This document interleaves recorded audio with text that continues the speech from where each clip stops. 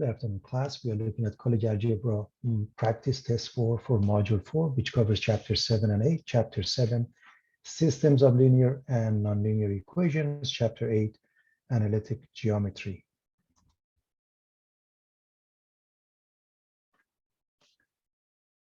We are looking at the first chapter, chapter 7, systems of linear and nonlinear equations. The question is asking if the system of linear equations results in two parallel lines, the system is inconsistent. If the system of linear equations results in two intersecting lines, the system is consistent with a unique solution. And if the system of linear equations result in a single line, the system is a dependent system. So here's the synopsis of what is going on. If you look at this example, we are looking at two lines that are intersecting as long as they have different slopes.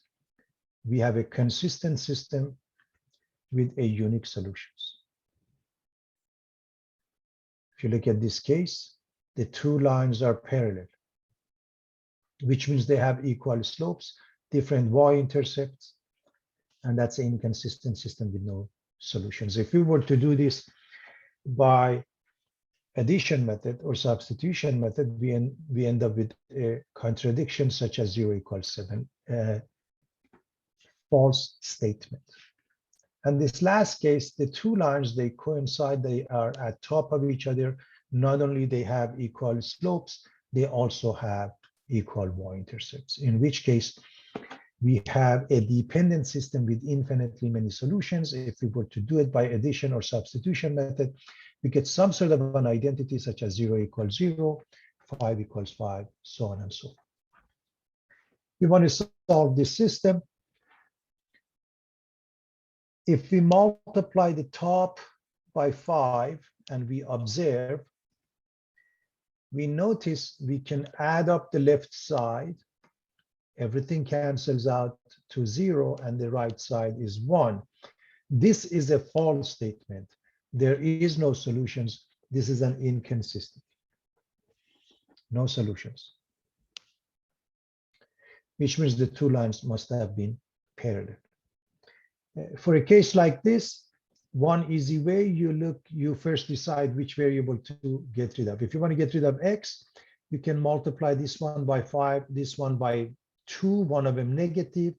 If you want to get rid of the y, this one by 3, this one by 7, and you don't, since they have opposite, and numbers, they don't have to be negative. So let's get rid of one of them. Let's multiply this one by 3, this one by 7. Which means now negative 21y and positive 21y cancel each other. When we add these two, we end up with negative 29x equals 58. Divide by negative 29, x becomes negative 2. Use the first or the second equation, in this case, equation 1. Replace the x with negative 2, y becomes negative 1. Since we are using equation number 1, this must be checked with the second equation to be on the safe side. Always check your work. That's the beauty of math. You can check your work. When we have a system of equations in 3 variables, it works in the same manner. You want to go from 3 variables to 2 to 1. So first, let's call them equations 1, 2, 3. Then notice we can get rid of the x or y or z. We choose what is easy to do.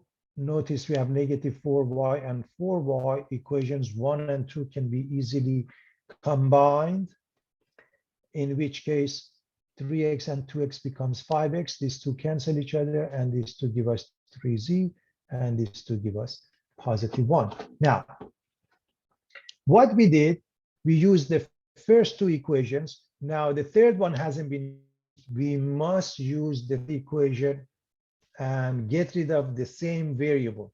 What did we get rid of? If you go here, y is missing, so we have to get rid of the y. So one way is to multiply this one by 3, this one by 4. Take a look at what happens. So the first equation, we multiply by 3.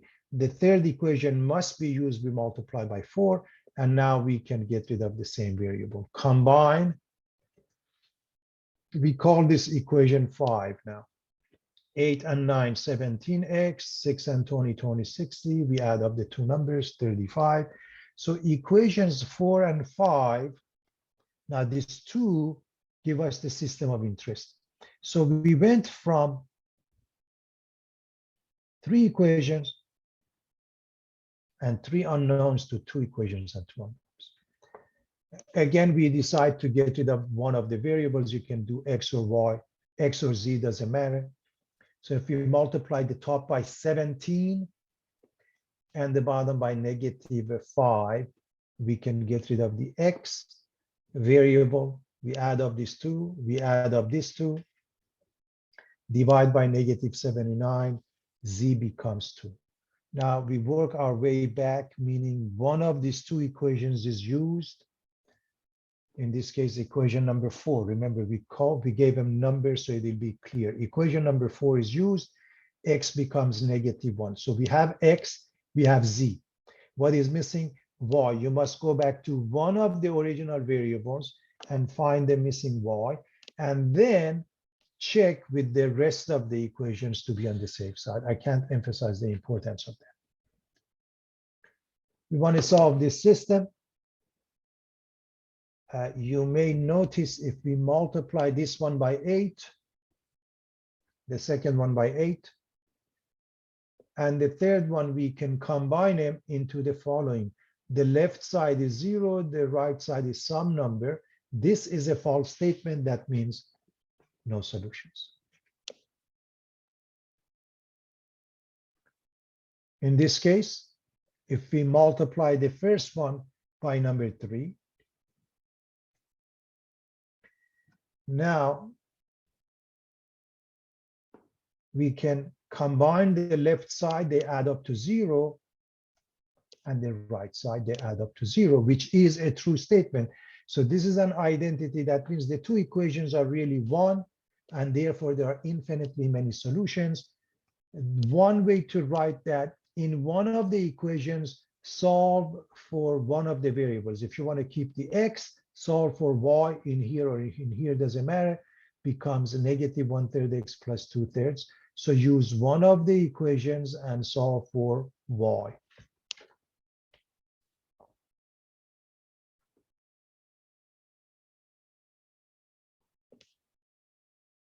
For example, this one is -3y. You move the -x becomes +x, and you divide both sides by -3.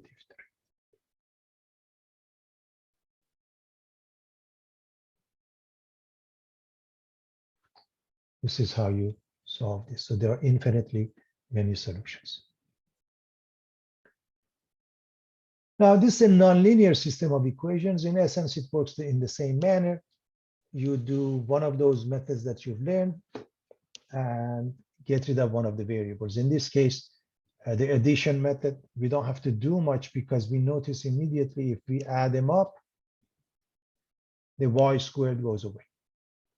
So now we have 4x squared equals 28 divided by 4. X squared becomes 7. X is plus minus square root of 7. Now put that into any of those equations. For example, this one, by the way, whether you put the plus or minus makes no difference since you square it. This becomes 7. Subtracted from 16 becomes 9. And y becomes plus minus 3. Now, please understand this and this result in 4 solutions as follows. And as always, check. Check with any equation that we haven't used because we used equation 2, right? Now check it with equation 1. You really have to check all of it with equation 1.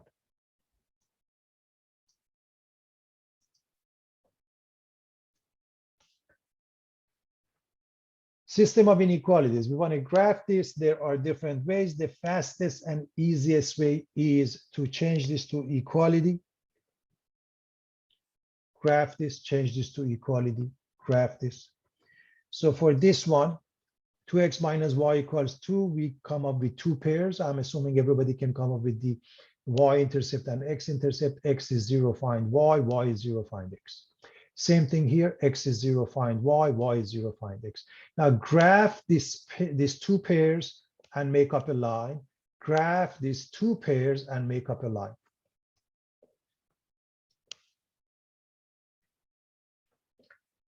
0, -2 is here. 1, 0 is here. This is this line. This one is 0, 3. This one is 2, 0. This is the blue line, if you will. Now going back to this one, because this has the second one has equality, it's fine, but this first one, it doesn't have any equality, so it becomes a dashed line. So this is a dashed line.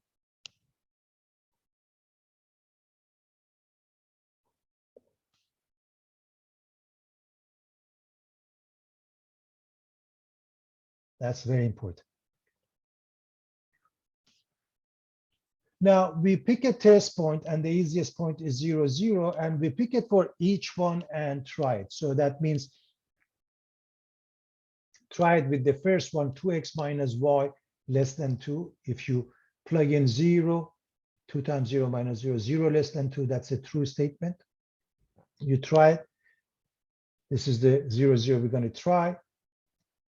And if we plug it into the second one, it's false. So if you look at the first one, that gives you the true statement. That means this is the area.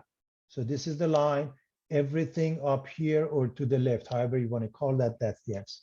On the other hand, for the blue one, this is not the answer. Everything opposite that is the answer. So they come together here. And that's the answer that is in common, this portion. Remember, the two lines give us 4 regions.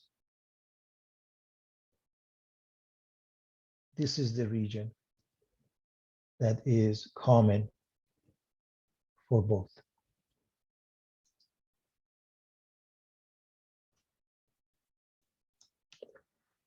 How about the inequality y is larger than x squared plus 1? We do the same thing. We set it equal to 1. This is a parabola that opens up, shoot it up by 1 unit. It looks like this. You can pick up a test point as long as the test point is inside or outside, not on the graph is fine. Any point will do. If you plug in, for example, 0, 2, which is this point, it either works, that means inside, or it doesn't work. Just plug it into the inequality.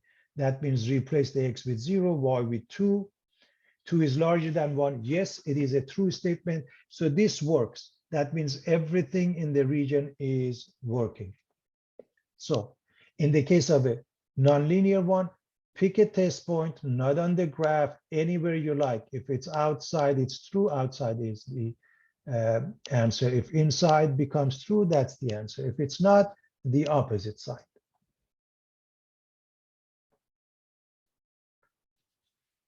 Application problem, a chemistry lab assistant wants to prepare 10 liters of 48% acid solution. In stock, he's got 80% and 40% solutions. How many liters of each do we need to get a 10-liter mixture? This is a mixture problem. So you have to set up as follows.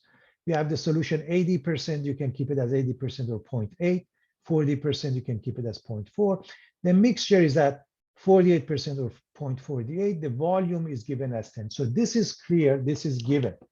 So what is missing? The volume for each one. If this is X, this is Y, if we want to go with the system, then this adds up, X plus Y is 10. On the other hand, the pure amount, the actual amount of acid, 0.8 times X here, 0.4 times Y here, 0.48 times 10 here. And they add up also. So this is one equation, this is the second one. As long as we have this, pretty much we are done, because that's the main part. Now solve for one of the variables. For example, if you solve for y becomes 10 minus x. See, this is what we did previously without the system. 10 minus x, replace the y. Now distribute, you get 0.4 times 10, which is 4, minus 0.4x. These two add up to 0.4x. These two add up to 0.4x. Number 4 is subtracted from the right side. Divide by 0.4, and the answer is 2 for x. So if x is 2, y must be 8. 2 liters of 80% and 8 liters of 40% solution. This must be checked with the second equation, which hasn't been checked. I can't emphasize this enough. Check and recheck. Now here's slightly different. How many liters of a solution that contains 15% chemicals must be mixed with 6 liters of solution containing 10% chemicals to make it 10-liter solutions of containing 12% chemicals, which means now when we set up this table, 15% or 0.15, 10% or 0.1, the mixture is 0.12. One of those two is given instead of the mixture. So this one is given. Therefore, what is the volume for the first one? We don't know. We call it X. Then this becomes X plus 6. They add up. And that's the idea behind a mixture problem. They do add up. Now, what is the last column? 0.15 times X goes here. 0.1 times 6 goes here. 0.12 times X plus 6 goes here. And they add up. So if we add these two, we get the last one. And that is the equation. So one more time. Add this one and this one. The result is this. Now, you can solve the way it is. You can multiply by. Look at this one as 2 decimals, 1 decimal, 2 decimals. You can multiply by 100 if you want to get rid of the decimals. It makes no difference. So you just write 0.15x plus 0.1 times 6 is 0.6, 0.12x, and 0.12 times 6 is 0.72. We move things around.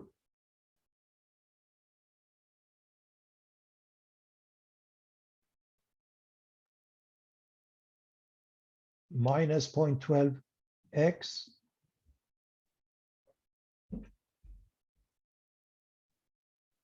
minus 0.6. Divide both sides by 0.03 and x becomes 4. Therefore, you need 4 liters of 15% solution.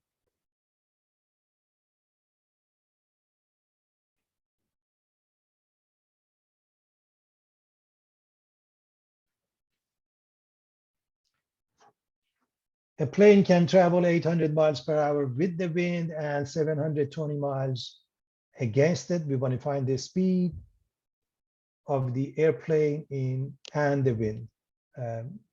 The wind and the speed of the plane in the still air, and we set up a system of equations. Obviously, we can use any variable we want. It's a good practice to go with the initials. P represents the speed of the plane, W, the wind. They add up to 800, because when we are in the same direction as the wind or the current, the speed of the wind and the current will help us. If we are going against it, they work against us. So P plus W is 800, P minus W is 720. This is a very simple case. Add up the left, add up the right, and 2P becomes 1520. Divide by 2. You find P to be 760. Put it in any of those equations, and you can see the answer for the wind. Check with both equations. It takes a second to see that it works. Plane 760 miles per hour and the wind 40 miles per hour. This is also a sort of a mixture problem. Admission tickets for Little League cost $4 for adults and $1.50 for children. We have a total of 225 tickets. and we got $500. We collected $500. We want to see how many adults and how many children. Here's the setup, which is very similar to what we just discussed in the case of a mixture problem. So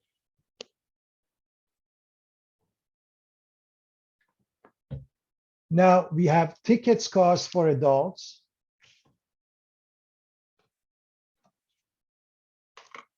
$4. For children, $1.50. We have the number of tickets, the total we know, not for each one, and the total amount we collected was 500. So how many adults? You can go with X and Y, or adults, you can go with A and children with C. And therefore, the total amount is 4A here, 150C here. These two add up to 225, these two add up to 500. And that's the system of equations. As long as we have that, we are practically done. We can do it a number of ways. We can solve for one of the variables. We put it here. We can multiply this one by a -4 or this one by -1.5 to get rid of one of the variables. For example, if we multiply by -4, that means we are getting rid of the A. These two cancel each other. We end up with -2.5C equals -400.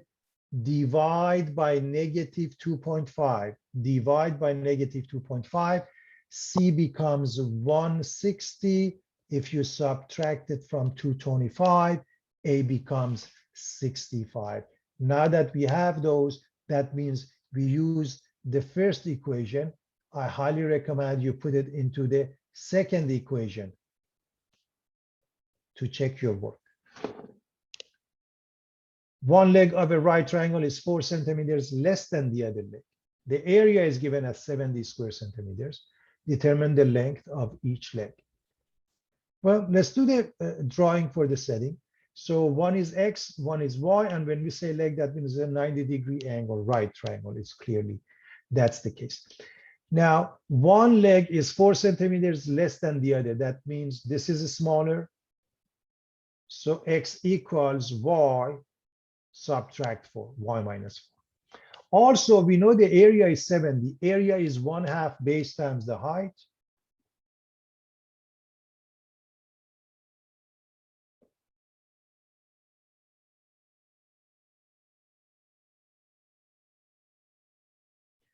And the legs are considered, one of them is the base, one of them is the height.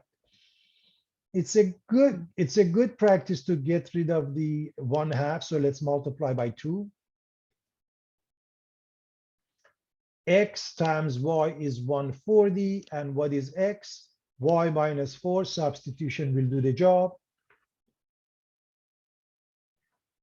When we distribute, we get Y squared minus 4Y on the left. We move the 140, we make it minus 140. Factoring will result in Y being positive 14, Y being negative 10. Sides can't be negative, so negative 10 is out. So if Y is 14, then X must be the same thing minus 4, must be 10. And we just found this from the first one. You really have to check it with the second one. In other words, the area. If you multiply these two and divide by 2, do you get 70? And the answer is yes. That's how we check that.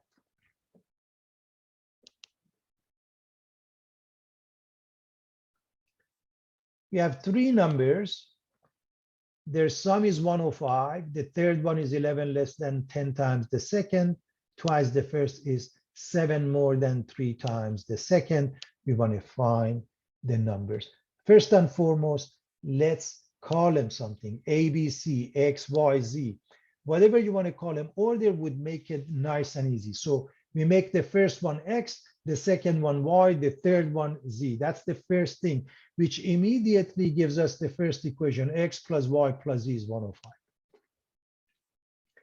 Now the third one, Z, is Z equals 11 less than 10 times the second. So 10y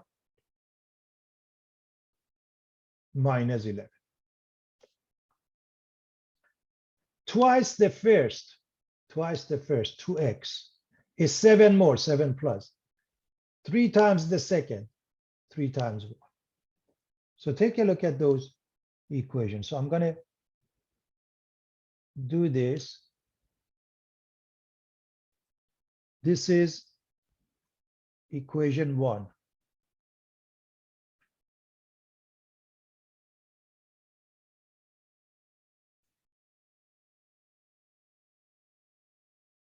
This is equation 2.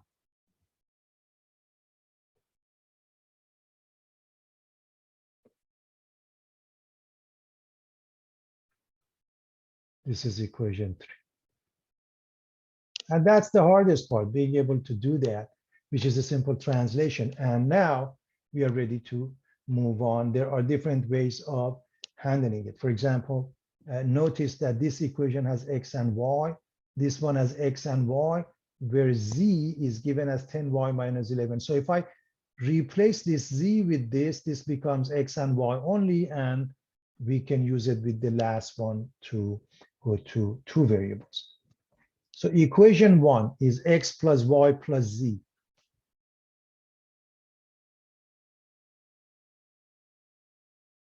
This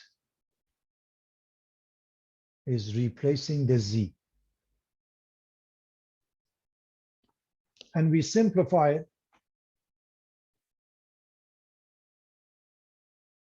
And we move the 11. Now, equation number 1 and this equation. Equation number 1 is changing to x plus 11y equals 116. And equation 3, we can solve because they have 2 variables.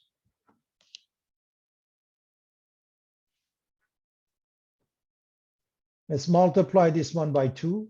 2x plus 22y is 116 because the other one has 2x.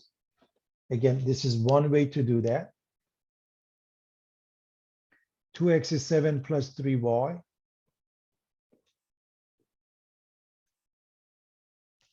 Combine these two into 25y, subtract the 7, divide by 25, y becomes 9. Y is 9, z is 10y minus 11, 2x is 7 plus 3y, we can find all of it. Or add them up to 105. These are the 3 numbers. Really, you should check with all 3 equations to be on the safe side.